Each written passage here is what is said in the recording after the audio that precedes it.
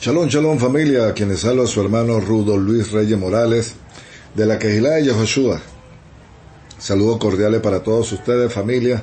Hoy otro estudio más, volviendo a la casa de mi padre, titulada Las parábolas de Yehoshua.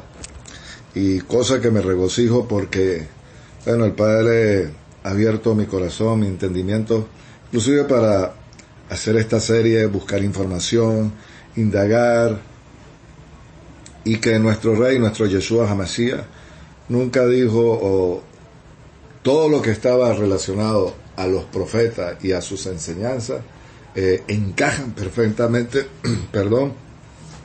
de que él era el Mesías prometido de Israel y que venía en dos etapas, una como Mesías sufriente y otra como un Mesías triunfante, cosa que lo registra, y hoy por hoy están entendiendo esto mucha gente, incluso del pueblo de Israel y otras personas que lo están conociendo como ese Mesías triunfante, y que el Padre está haciendo volver a su pueblo y a naciones a la Emet, a la verdad. Así que de verdad me regocijo por esta información que el Padre ha puesto para llevar a cabo estas enseñanzas. Y por ello, la gloria a nuestro Padre Celestial, Jehová Sebaot, y a nuestro Rey, Yeshua HaMashiach, nuestro Melech. Y de verdad que ha sido un tiempo de aprendizaje, porque normalmente uno tiene información, pero cuando uno empieza a indagar más, y puede entender eso, pero cuando empiezas a buscar, a alimentarte, amplías ese conocimiento. Y por supuesto, la idea es que lo que el Padre da, también lo da uno. Lo que recibiste de gracia, dalo de gracia. Entonces, bueno, por ello esta serie se le titula Las parábolas de Yehoshua. Quiero aprovechar la oportunidad también para saludar a nuestros mentores de la Kehilá, como lo es nuestro estimado amigo y amiga, el Moriaron Morales y su esposa, la Mora Araceli. Ellos son los Roín los Morés principales y los pastores de la Kehilá de Yehoshua. La sede está en Los Ángeles, y es una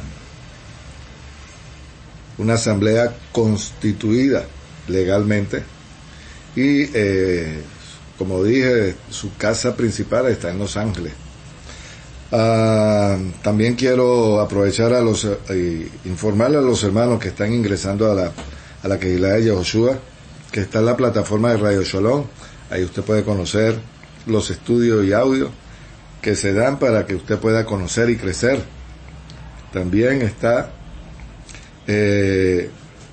la página principal de Congregación Virtual, el Yo Soy. Ahí están los estudios, los audios, materiales, recursos, el Instituto de Hebreos, también información como Tierra Plana, el calendario de Enoch, los libros apócrifos, que de verdad son libros que arrojan muchísima información, y sobre todo el libro de Enoch. Lo he leído 2 veces y voy por una tercera vez, porque me doy cuenta que incluso los profetas y el mismo Brit Hadashah, lo que se conoce como el Nuevo Testamento, contiene esa información, y la literatura o el texto, la cultura que se maneja a través de los profetas, inclusive lo que es la Torá y el Brit Hadashah, es en ese pensamiento, y cosa que revolucionó a mi entender y manera de pensar, y viéndolo así he podido comprender muchas cosas que están en los profetas, y sobre todo el libro de Isaías, que es el que más habla en ese tipo de lenguaje. Y inclusive el libro de Enoch habla de las parábolas, el libro de Enoch habla de los sueños, el libro de Enoch habla de la era mesiánica, el libro de Enoch habla de los 70 pastores. Y mire, creo que deberíamos darnos un paseíto por ahí, por ese libro, y usted se va a acordar de mí, que inclusive el libro de Pedro y el libro de Revelaciones prácticamente tienen ese lenguaje. El libro de Efesios, Corintios, Romanos, los mismos evangelios, todo ese lenguaje que se habla, Yeshua, y estoy seguro que proviene de allí. Así que bueno, familia, vamos a disfrutar de esta segunda serie, las parábolas de Yehoshua. Vamos a saludar incluso antes de empezar al cuerpo de Morina de la Quejilá, que estamos, digo estamos porque me siento incluido allí y soy parte de ello. Una buena labor, sobre todo las parachadas, de verdad me regocijo, disfruto el poder aprender inclusive de mis hermanos, porque todos aprendemos y todos estamos creciendo, que es lo más importante. Entonces, bueno, dicho esto, vamos a darle la gloria al Padre y decimos: Shema Israel, Jehová Eloheinu, Jehová Echad, Baruch Shem Kevod Malchuto Leolam Bae. Y dice: escucha Israel a Jehová nuestro Dios, Jehová es primero, y bendito sea su nombre de su glorioso reino, desde ahora y para siempre. Amén y amén. Bien, familia, como dije, un libro, las enseñanzas de Yehoshua. Me gustaría ir al capítulo 9 de Marcos, y no solamente en cuanto a las parábolas, sus enseñanzas, sus milagros, siempre estuvieron asociadas a lo que era hablar de un creador, el templo que estaba a la conexión, Padre, el templo y la persona que ministraba allí, y que él vino no a sustituir, dar a cumplimiento de lo que estaba escrito.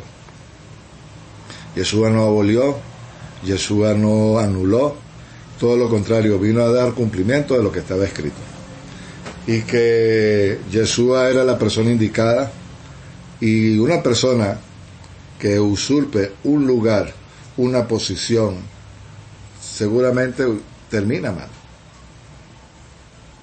Y lo podemos ver en todo el largo y ancho de la historia, aquellos que se han proclamado Mesías, y bueno, ya conocemos la historia. Entonces, familia, Yeshua es el Mesías, como vino primeramente y como vendrá. Así que vamos al capítulo 9 del libro de Mateo, y es acerca de lo que es el ayuno.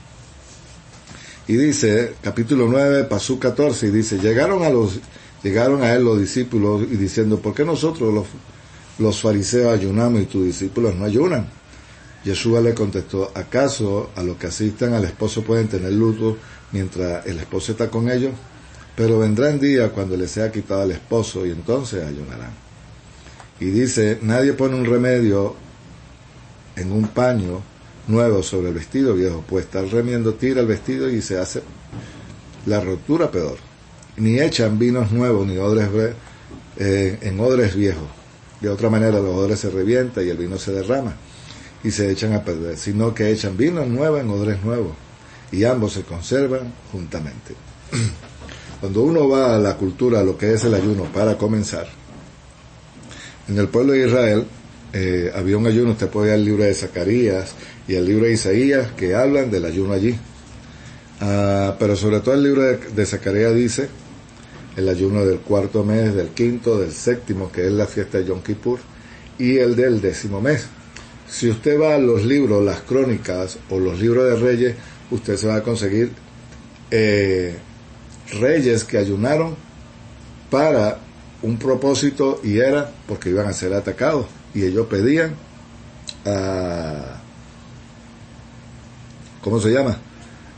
proclamaban ayuno para llamar la atención del pueblo y que el Padre interviniera sobrenaturalmente. Y usted puede ver allí que la información que le digo es cierta. Inclusive la del 9º mes está asociado con el tiempo después de la historia de los macabeos. Y no solamente la historia de los macabeos, sino que el libro de Zacarías registra que ese ayuno producto también de cuando regresaron de Babilonia, y que por ello se proclamó un ayuno, y era en cuanto a la restauración del templo y las puertas de la ciudad y aún los muros de la ciudad. Entonces, aparte, los ayunos que hacían ellos para no darlo a conocer, sino tener una relación íntima con el Padre. Y le están preguntando a Yeshua, ¿por qué no ayunan? También, esa es la primera parte. La segunda parte está asociado en lo que era la cultura greco-romana, incluso antes del primer siglo. Las personas, los esclavos, los libres, los libertos, como se le conocen, cuando el hijo de una persona que tenía tierra y el padre quería darse a conocer no solamente a través de una fiesta, sino que era un evento muy importante, él invitaba a sus empleados, las personas que trabajaban para él. La vestimenta inclusive tenía que ser la mejor, y que en esas reuniones era todo algo, digamos, no voy a decir lujo, pero se veía algo grandioso, la comida, el vino, lo que se acostumbra hoy por hoy en una boda. Y que cuando estaba ese tipo de evento convocado por un rey o la persona que tuviera un hijo, y él era que iba a ser el heredero de todo, normalmente se hacían cosas magníficas. Y en esos tiempos, cuando hay fiesta en Israel, o este tipo de eventos que estoy mencionando, difícilmente vayan a ayunar. Entonces, él dice allí que vendrá un tiempo donde van a ayunar. Es decir, él era el esposo prometido, lo que dicen las Escrituras, pero que mientras él estuviera en tierra, sus discípulos no iban a ayunar, porque le reconocieron que era el Mesías prometido. Por allí, él da esa enseñanza. Y dice que vendrá un tiempo donde van a ayunar. Y van a hacer lamentación. Es decir, arrepentimiento. Teshuvah. El libro de Lamentaciones magistralmente habla de lo que es un verdadero arrepentimiento. Pero vamos al tercer punto. Y él dice, nadie pone un paño nuevo sobre uno viejo, pues el tal remedio tira el vestido y se hace peor la costura. Ni se echan vino en odres viejos, de otra manera los odres se revientan y el vino se derrama y se echa a perder, sino que echan vino nuevo en odres nuevos y ambos se conservan juntamente. Cuando Jesús está hablando de eso, le está diciendo al pueblo, a los fariseos, a las personas que llevaban la política, la economía, la parte militar, pero sobre todo lo que era el Sanedrín, o lo que se conoce como judaísmo, que ellos tienen rituales y han tomado muchas cosas que estaba vigente en el templo y que ellos las estaban haciendo, cosas que no es malo, pero que le dieron demasiada importancia y no se dieron cuenta de quién venía. Y para eso era el tiempo del cumplimiento, y se estaba dando. Ellos tenían que irse nada más trasladar desde el momento que empezó el tiempo de la reconstrucción de los muros y la ciudad. 483 años iban a pasar para que se presentara el Mesías. Y él empieza a hablar de esta manera. Y él está diciendo que las cosas viejas tienen que ver con esas series de ritos, o digamos que de aplicación de una manera el judaísmo, su manera de ver la Torá, su manera de ver al Mesías que ellos esperaban, y que eso trajo como consecuencia que él le dice, ustedes tienen cosas viejas. En ningún momento habló mal de la Torá, él está hablando de cosas que sí y no. Cuando digo sí, porque cuando tú vas a hacer Shabbat, tú te bañas, haces una oración ahí para limpieza y que tu padre pueda recibir el Shabbat delante del Padre preparado. Rituales, digamos que de purificación o una transición, que no es malo. Pero cuando yo le doy más importancia a eso, a lo que iba a venir, es Jesús lo que le está diciendo, esa ropa vieja o ese trapo viejo, tú no le puedes poner algo nuevo porque no encaja. Y él le está diciendo que el trapo no es él, o digamos la ropa. Trapo suena muy despectivo, el vestido pues, y que ese paño nuevo es él. Y si quieren ver las cosas nuevas, tenían que poner a él como la piedra angular, como el fundamento. Cuando está hablando de odres, también existían 2 casas de estudio y todavía la Mishnah registra esas 2 casas de estudio. El Talmud, la Gemarat, Shammai y Hillel.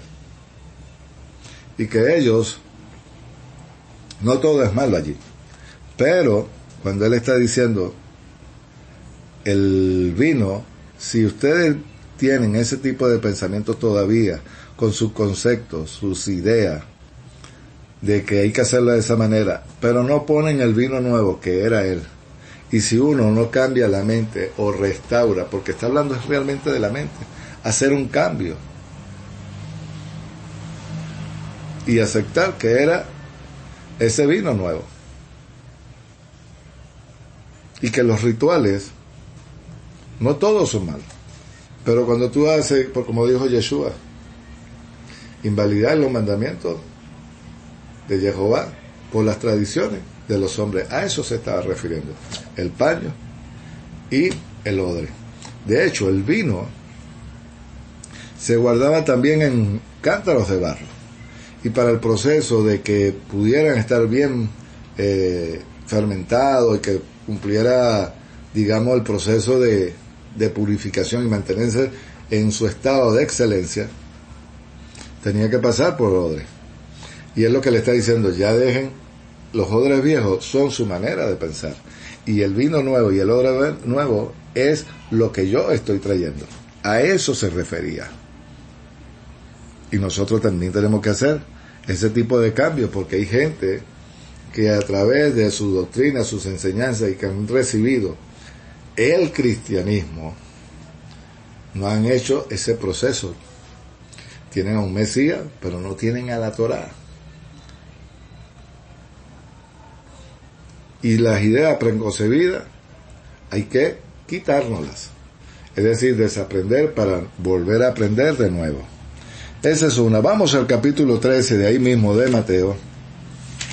Y esto tiene que ver con la parábola del sembrador.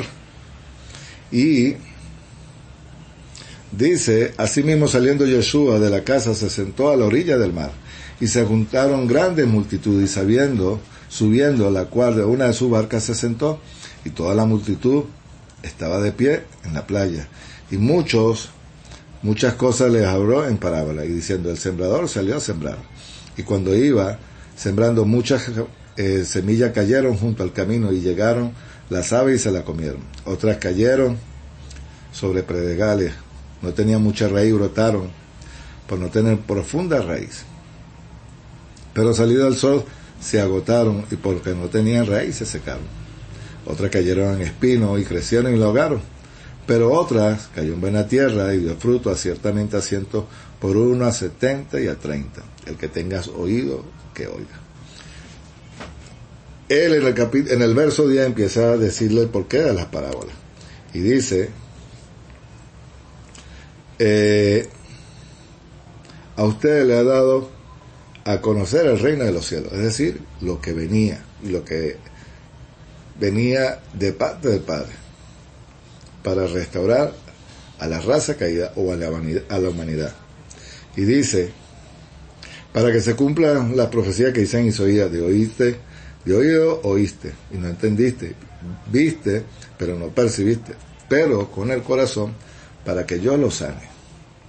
Y empieza a explicar la parábola en el verso 18. Y dice que la parábola, oí vosotros la parábola que sembró, todo aquel que oye la palabra del reino y no la entiende, viene el maligno y arrebata lo que fue sembrado. ¿En dónde? En el corazón. No tienen fe, no tienen y en la mente, débiles de mente y se dejan engañar. ¿Qué más? Otra, a los pedregales. En un momento reciben el gozo, pero pues, como tienen poca raíz, dice que se van, que no permanecen en el, digamos, en la fe de Yeshua, o ese caminar a lo largo y ancho de su vida. Pero también habla de ¿qué? Que otro fue sembrado entre espinas, y este es el que oye la palabra, pero por el afán del mundo, el engaño de la riqueza, lo ahogan y la palabra se hace infructuosa. Es decir, porque ponen sus prioridades primero en ellos, lo que ven en el mundo, el dinero, la fama. Eso no está malo tenerlo, pero cuando tú tienes enfoque diferente, por supuesto, como el Padre no te complació en tus caprichos, dice que sí aparta, pero el que oye y pone por obra, dice que va creciendo y su fruto se hace grande. Miren, Yeshua, en todas las palabras, la viña, el sembrador, el grano de mostaza, el trigo y la cizaña, usted puede ir a la Mishnah y puede ver en la que yo tengo, la Mishnah de Carlos del Valle, en el capítulo 139, los árboles que no dan fruto, y que nuestro rey, el mismo Yeshua habló de ello, y dice que allí, que tú tienes que dejar la cosecha, no es que se pierda, sino hacerle un proceso digamos que de restauración de abono, para que ese árbol dé frutos buenos. Todo está en la actitud, el corazón, en abrir las cosas para el Padre. A eso es lo que se está refiriendo la enseñanza en toda la que habló Yeshua. Cuando Yeshua está hablando de esta parábola, también yo tengo un estudio ahí que se llama La Última Cosecha, o la cosecha final, en la página del Yo Soy. Y él está hablando de sembrar, de cuando el Evangelio, la verdadera besora, es presentada. Pero él también habla de el recogimiento, y eso también lo dice Yeshua en Mateo 24, y en los otros evangelios también lo anuncian. Y en el libro de Juan, en el capítulo 15, habla de la viña, del fruto, y que cuando uno va, como dije, ahí a la Mishnah, las características de las cuales Yeshua dijo, y por 3 años está hablando, se está refiriendo, porque eso tiene que ver con Levítico 19, la semilla, que tú no puedes mezclarla. Hoy por hoy, lo que es el trigo y la cizaña, el trigo verdadero da fruto para bien. La cizaña está asociado a las religiones, a doctrinas falsas, y que es un veneno.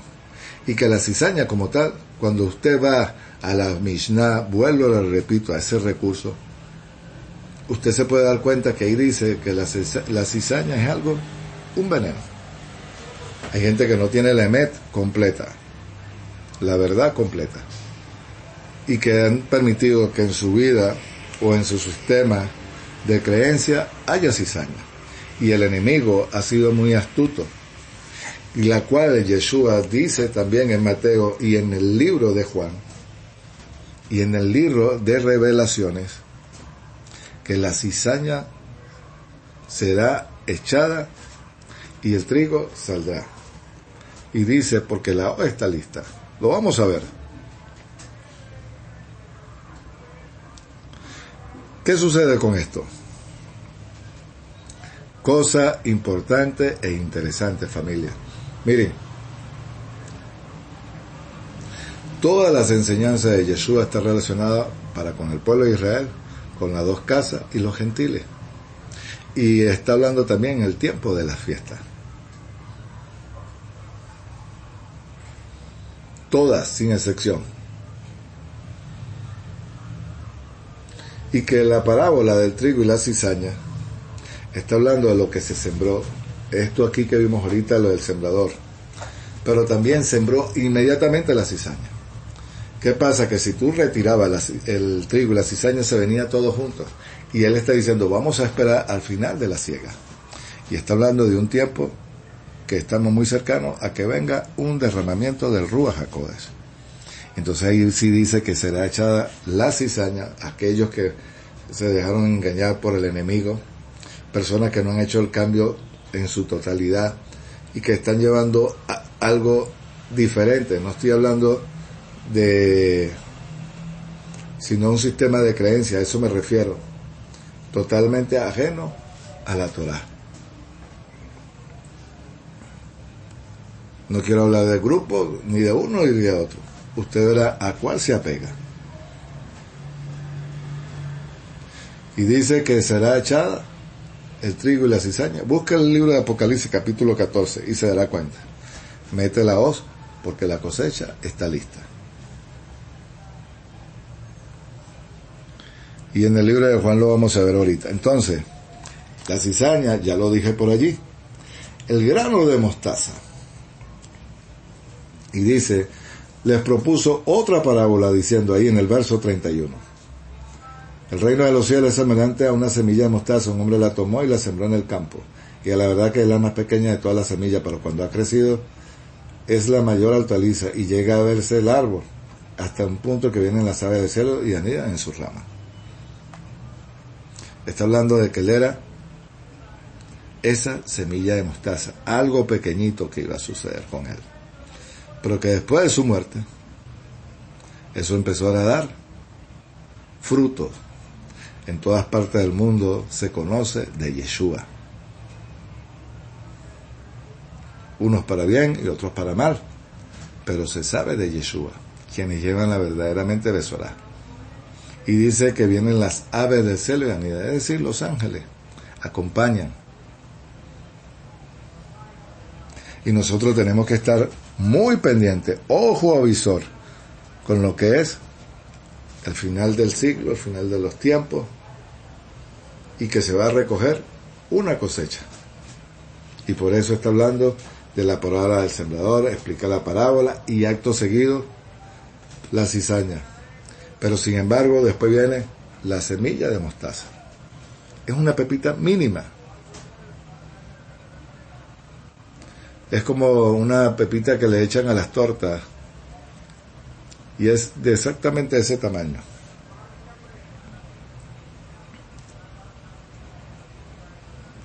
Pero después viene otra enseñanza que tiene que ver con la levadura. Y dice, el reino de los cielos es como es semejante a una levadura, que una mujer tomó y escondió 3 medidas de harina hasta que todo fue leudado. 3 medidas de harina, pero el agua que se le mezcla eran 22 litros. Ahí la levadura juega un rol importante.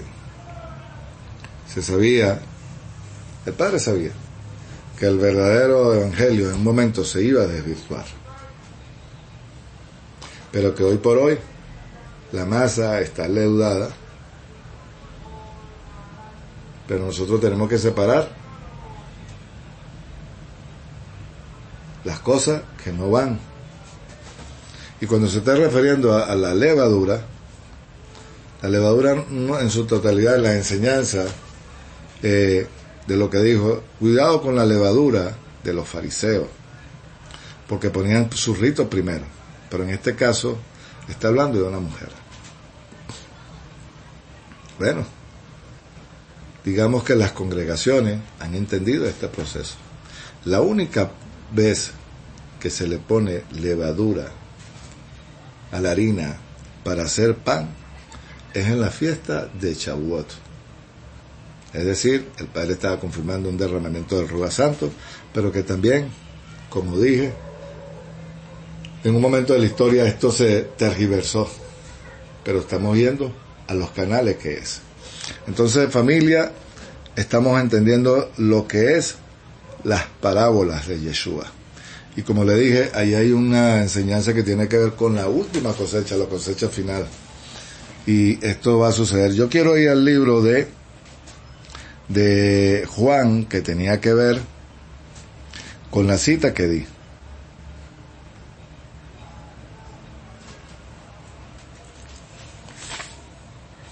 Juan capítulo 15.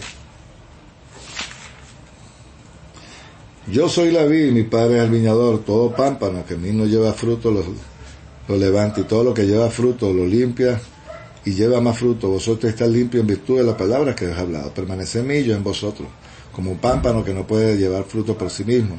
Pero si por sí mismo no permanece la vid, tampoco vosotros, si no permanece la vid en mí. Y él está hablando aquí de los frutos del Rúa, es decir, lo que nosotros conocemos en el libro de Gálatas, los frutos del Espíritu, bondad, misericordia, y es un proceso, no todo es rápido. Y que, como lee hace ratico, el capítulo 19 de Levítico, y también el sembrar el tipo de semilla, de que habla la Mishnah, en la página 139 explica muy bien por qué Yeshua tenía que decir limpiar. Entonces, cuando está hablando de limpiar, nosotros tenemos que salir de nuestro concepto, de nuestras ideas, y restaurar nuestra mente y tener, como quien dice, reemplazar. Pero eso no lo vamos a hacer nosotros, eso no lo hago yo, eso lo va a hacer el Padre a través de su vida. Y para eso están las enseñanzas.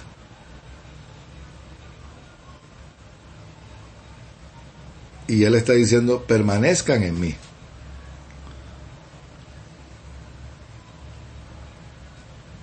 ¿Por qué? Porque es cuando venga la cosecha final, y para que usted pueda dar fruto es en el nombre de Yeshua, y lo que vamos a hacer tiene que ser en el nombre de Yeshua. Y Él habla, hoy un nuevo mandamiento os doy. Esta cosa lo he hablado para que mi gozo sea en vosotros y vosotros sea completo. Y este es el mandamiento que yo les doy, ámense los unos a los otros. Nadie tiene mayor que este, y yo pongo la vida por mis amigos. Y vosotros sois mis amigos, y sí, así lo que yo os mando. Ya no soy mi siervo, porque el siervo no sabe lo que hace su señor, pero yo mando a mi amigo para que todas las cosas que oí de mi Padre se las di a conocer. No me elegiste vosotros a mí, sino que yo se elegí a ustedes y puse para que lleváis fruto y permanezcan en ese fruto. Familia, el amor, como dice Gálatas 5, los frutos del Rúa. Y es ahí donde tenemos que seguir caminando nosotros, en el amor del Padre. Porque nosotros tenemos mucho que caminar.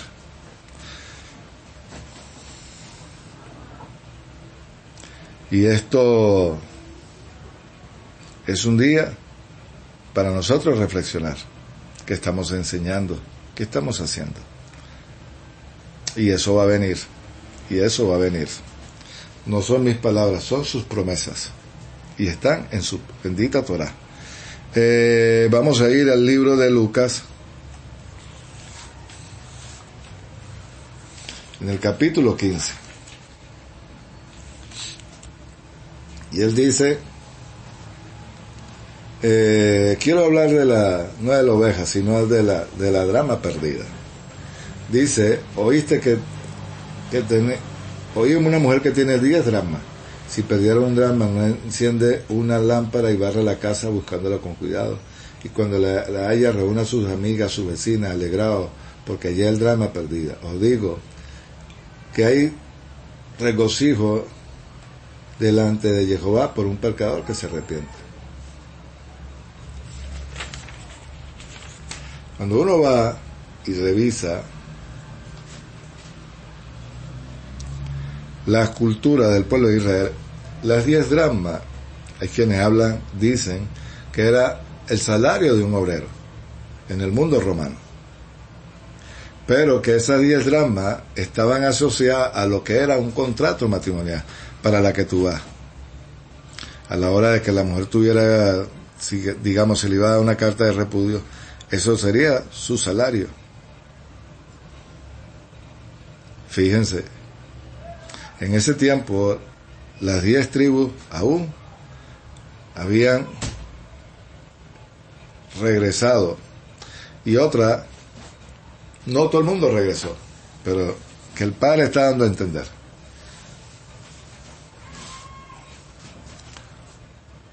que esas 10 tribus tienen que ver con las tribus de Efraín y que el Padre por toda la casa, Él en la tierra sabe dónde están cada uno de ellos. Hoy son 12, las 12 tribus están dispersas y Él sabe dónde están cada uno de ese drama y que van a retornar y que al barrer en la cerámica, porque la cerámica de ahorita, pues a la época la diferencia es abismal, y había una abertura y tenía que meter bien, como quien dice, la escoba para poder sacar el drama, dando a entender que el Padre va a sacar de donde se metan o donde estemos metidos. A mí me sacaron. Y que ese drama, como dije, tiene que ver con esas 10 tribus y el Padre las está buscando una por una. Y ya ese tiempo se está dando y se dio. Pero todavía hay gente que está así como la oveja perdida. Familia, esto es interesante, entender las cosas en su contexto y ver que el Mesías está haciendo las cosas magistral. Me quiero regresar al libro de Mateo, capítulo 21.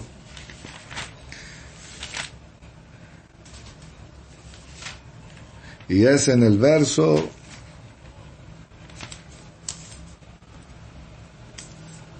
23. Dice: cuando entró en el templo, mientras enseñaba, se le acercaron los principales del pueblo diciendo: ¿con qué clase de autoridad y quién te dio esa autoridad? Respondiéndole, Yeshua le dijo: yo también les preguntaré un asunto. ¿El bautismo de Juan de dónde era? ¿Del cielo o de los hombres? Y ellos razonaban entre sí y dijeron: no sabemos. Y él dijo: tampoco yo le diré con qué autoridad hago esto. Cuando usted ve la autoridad que le fue dado a ellos, tiene que ver con el Sanedrín, tiene que ver porque ellos manejaban lo que era los juicios dentro del templo, y es decir, ellos otorgaban a las personas a quienes trabajaban o eran levitas y que conformaba ese Sanedrín completo, y el Sanedrín era compuesto de 71 miembros, 35, creo que había uno de 23, no lo recuerdo, y el otro eran 3. Y ellos se están refiriendo a esa autoridad. ¿Quién le dio esa autoridad para hacer las cosas en el templo? El Padre. Vuelvo y le repito, nadie puede hacer algo si el Padre no lo ha autorizado o lo faculta. Y todo tiene que ver con la restauración del pueblo de Israel. Y por eso él le pregunta: Juan, ¿a quién le dio eso? Lo recibió Juan del cielo, porque era un proceso de lo que es nueva creación. Pero usted ve el mundo venidero, nueva creación, y que el bautismo se refería a eso. Cuando ella le dice: no sabemos, él le dijo: yo tampoco le voy a decir con qué autoridad hago esto. Yeshua les mostró a ellos que el templo estaba corrompido y alguien no puede tomar una atribución si no le ha sido dada. Si el Padre no hubiera estado en Yeshua, Yeshua no puede hacer ninguno de los milagros que hizo o de las cosas que hizo. Así de sencillo. Y si uno va a lo que es las bodas, le está diciendo a ellos ahí, pasa que por el tiempo no quiero tocar el tema de los labradores, pero me quiero ir a la boda. En el capítulo 22 dice: Yeshua, tomando la palabra nuevamente, le dijo: el reino de los cielos fue hecho semejante a un cierto rey que hizo boda para su hijo. Envió siervo a llamar a sus invitados a la fiesta. Cuando lo que mencioné, cuando el tiempo del ayuno, que los reyes normalmente hacían agasajo a sus empleados. Y está diciendo Yeshua que el Padre los invitó a una boda, y esa boda es la fiesta de Sukkot. Y dice que los siervos, para llamar a los que habían sido invitados a la boda, que no querían venir, y volvió a enviar siervos diciendo: decí a los que han sido invitados: he aquí, he preparado un banquete, he sacrificado mis novillos, las reses, cebada, y todo está dispuesto para la fiesta de la boda. Hay gente que pone excusa, y él está hablando de en varios niveles, y eso tiene que ver con el mismo pueblo de Israel, con las naciones, pero todo aquel que en verdad busca del Mesías. Y que para ir a esa boda, ahí los empleados, los esclavos y los libertos, por el rey o por las personas que estaban encargados de llevar todo eso, un esclavo podía ser maltratado físicamente por no obedecer. Y que los empleados, cuando se anunciaba algo importante para el rey o para lo que tenía en tierra, tenían que vestir de la mejor ropa o vestimenta. Pero dice el verso 5: pero ellos, haciendo caso omiso, se fueron cada uno en su campo, uno a hacer negocio, y los demás, echando mano a sus siervos, enfrentaron y lo mataron. Entonces el rey se enfureció y, enviando a su ejército, destruyó a aquellos homicidas, prendió fuego a la ciudad. Después dijo a su siervo, a lo de la boda: la verdad, la boda está preparada, pero los invitados no eran dignos. Pero dice que será el crujir de dientes, pues las encrucijadas de los caminos, y llamar la fiesta de boda cuanto halléis. Eso está hablando de que Yeshua vino en su tiempo, y el pueblo fue disperso por el mundo romano. Pero ¿qué más dice? Saliendo de aquellos celos por el camino, reunieron a todos aquellos hombres, tanto malos como buenos, y el salón de boda se llenó. Pero el rey entró al ver a su invitado, y vio ahí un hombre que no tenía con traje de boda. Eso quiere decir, amigos, no todos están recibiendo esto de buena manera, y que no han entendido el propósito de las enseñanzas de Yeshua. Conocen del Mesías, pero no en su totalidad, familia. Y nosotros tenemos que ver esto en su contexto. Y la boda es cuando Él vaya a reinar. El tiempo de Sukkot. Y dice el 12, y dice el amigo: ¿cómo entraste aquí sin traje? Pero él enmudeció. Entonces el rey dijo a los sirvientes: atarlo a los pies y manos y echarlo a la oscuridad. Ahí será el llanto y el crujir de dientes, porque muchos son llamados, pero pocos los escogidos. Jesús siempre habló en ese lenguaje, porque era conocido dentro del pueblo de Israel y aún en el Medio Oriente. Ese era el lenguaje que se utilizaba en el primer siglo. Y creo que después del primer siglo, usted puede conseguir en el Talmud o libros adicionales, y todavía se sigue utilizando ese lenguaje. Llamada, acertijo, parábola, inclusive lo que es la epírbole, cosas digamos que exageradas. Familia, los tiempos se acercan, apremian, la cosecha, la siembra se ha hecho. Retorne, no sea como esa semilla, y sobre todo que demos un buen fruto. No podemos ser la cizaña va a ser sacada. Cosas falsas que se están enseñando. Y tampoco queremos ser y estar como en las bodas, buscando excusas y no tener la vestimenta adecuada. Tengamos cuidado, familia, tengamos cuidado. Familia, espero que esta serie les haya sido de edificación para su vida, y que todo lo que se hace es para nuestro Rey, para nuestro Padre. Y yo oro para que mi Padre pueda abrirnos, darnos sabiduría, Jomá, Biná, y lo que es conocimiento, entendimiento y sabiduría. Esas tres. Y que nos llene de su ruda para seguir aportando. Y que usted pueda ser entendido en los tiempos, ocasiones. Y cuando se meta a la hoz, usted pueda estar tranquilo. Familia, espero que haya sido edificación para su vida y que estamos próximos a los eventos que se hablan de lo que dice el Padre. Y todo es para Él, por Él y para Él. Así que familia, no me queda más sino despedirme. Bendiciones para todos desde Venezuela. Su hermano Rudolf. Shalom, shalom.